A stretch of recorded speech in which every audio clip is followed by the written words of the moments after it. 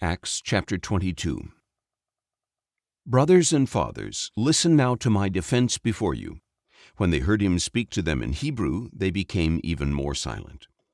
Then Paul declared, I am a Jew, born in Tarsus of Cilicia, but raised in this city. I was educated at the feet of Gamaliel in strict conformity to the law of our fathers.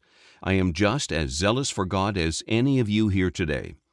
I persecuted this way even to the death, detaining both men and women and throwing them into prison, as the high priest and the whole council can testify about me.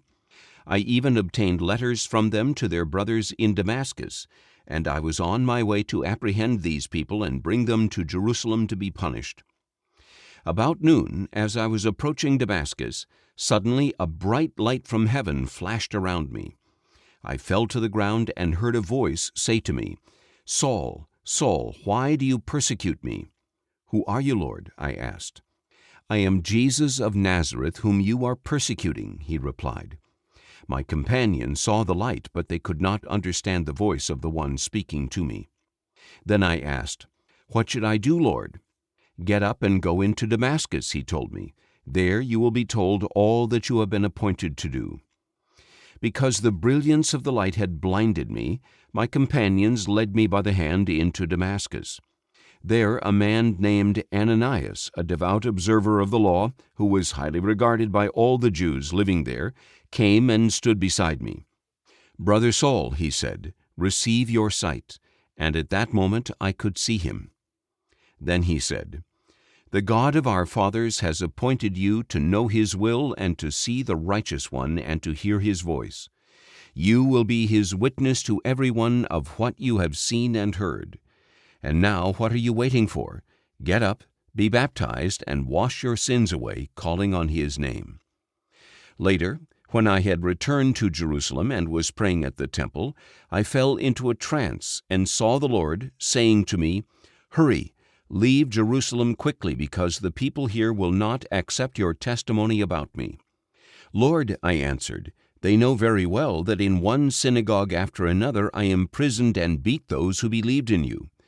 And when the blood of your witness Stephen was shed, I stood there giving my approval and watching over the garments of those who killed him.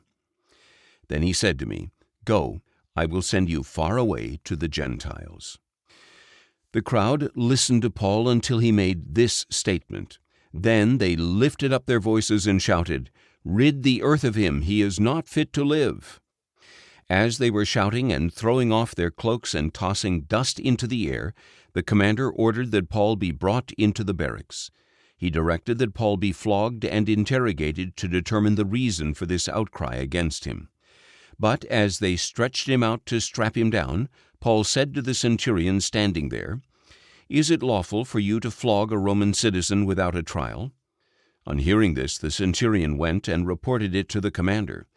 What are you going to do? He said. This man is a Roman citizen. The commander went to Paul and asked, Tell me, are you a Roman citizen?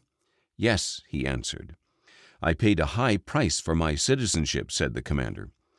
But I was born a citizen, Paul replied. Then those who were about to interrogate Paul stepped back, and the commander himself was alarmed when he realized that he had put a Roman citizen in chains. The next day the commander, wanting to learn the real reason Paul was accused by the Jews, released him and ordered the chief priests and the whole Sanhedrin to assemble.